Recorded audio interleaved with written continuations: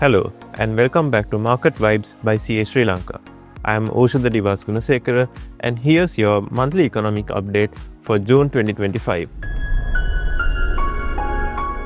Looking at inflation first, Sri Lanka's deflationary conditions continued with a 0.6% deflation recorded in June 2025. Inflation on a month-on-month basis had picked up marginally, mainly on account of a rise in food prices. In addition to this, the electricity tariff hike of 15% also came into effect from mid-June 2025. The increase was only partially reflected in the June numbers, given that the electricity tariff rate hike came in midway of the month. However, this will be fully reflected in the July numbers, and it is very much likely that the inflation numbers will go back into the positive territory for the first time since September 2024. Looking at the interest rate movements in June 2025, we have observed that the AWPR declined by around 24 bips to 8.11% by the end of June 2025, whilst the 12-month T-bill rate declined by 4 bips to 7.94% by the end of June 2025. The average weighted deposit rate was at 6.98%. Looking at the credit growth in the private sector, this continued to improve on a year-on-year basis, with private sector credit growing by 16% year-on-year and 1.6% on a month-on-month basis in May 2025 to reach 8.64 trillion rupees. Looking at the exchange rate, the LKR depreciated marginally in June 2025 by 0.2% against the US dollar. The indicative rate published by the Central Bank of Sri Lanka closed at 299.97 rupees to the USD on 30th June 2025. Since then, there has been a marginal depreciation again over the course of July 2025, with the LKR currently trading at around 300.71 rupees to the US dollar. The gross official reserve position declined further in June 2025 by 3% compared to the previous month. The gross official reserve position is now at $6.08 billion as of the end of 2025. However, the CBSL remained a net buyer of foreign currency from the market with $112 million in net purchases during the month.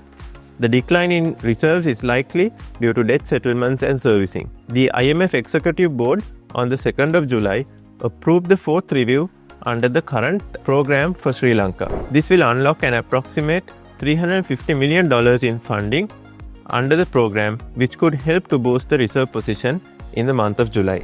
Looking at the external trade numbers, export earnings improved by around 2% on a year-on-year basis to $1,035 million in May 2025. The year-on-year export growth in May was mainly driven by the 16% growth in agricultural exports. Textile and garment exports remained broadly flat on a year-on-year basis.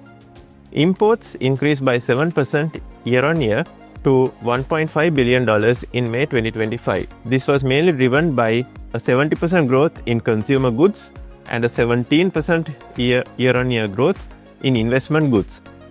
Majority of the consumer goods imports grew due to the increase in personal vehicle imports during the month. The trade account deficit expanded by 20% to $473 million in May 2025. Looking at things that will impact our external trade in the months ahead, the United States of America announced the revised tariff rates on Sri Lanka, with the revised tariff rate being recorded at 30% versus 44% which was announced on the 2nd of April 2025. Whilst the lower tariff rate is a positive, the government of Sri Lanka has stated that it will continue to negotiate in order to reduce the tariff rate further before the effective date of 1st of August 2025.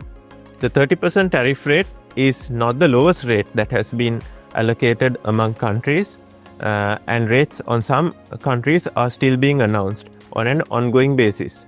Sri Lanka's rate is lower compared to some of the countries in the region that export apparel like Bangladesh, Indonesia and Cambodia. However, India's rate is not announced yet. Sri Lanka's annual apparel exports to the US is around $1.9 billion. Looking at tourist arrivals, this continued to improve, and in June 2025 we saw the number of people arriving in Sri Lanka increasing by around 22% year on year. This was in June 2025, the number of people arriving in Sri Lanka was recorded at 138,241 persons. The daily average arrivals stood at 4,608 persons in the month of June. During the first 8 days of July, 48,300 people have arrived in Sri Lanka, reflecting a daily average rate of 6,038 persons. The higher numbers observed compared to June is a seasonal effect where July and August are relatively stronger months in the off-season. Looking at the current account surplus for Sri Lanka, it was recorded at $191 million in May 2025, which represents a 29% growth on a year-on-year basis. This was mainly driven by higher worker remittances along with lower primary account outflows. Accordingly, the current account surplus for the first 5 months of 2025 was recorded at $1.3 billion, a 38% growth on a year-on-year basis. Looking at capital markets, the Colombo Stock Exchange continued to rebound in June 2025. The reduction in US tariff rates on Sri Lanka to 30% from the initially announced 44% was viewed as a positive by market participants, and the market has continued to grow in July 2025 as well. Accordingly, by the end of June, the SPI was up 7% on a month-on-month basis, while the more liquid S&P SL20 index had also gained 7%. The ASPI is up a further 3% as at 11th July 2025. And with that, we will conclude this month's Market Vibe session. Thank you.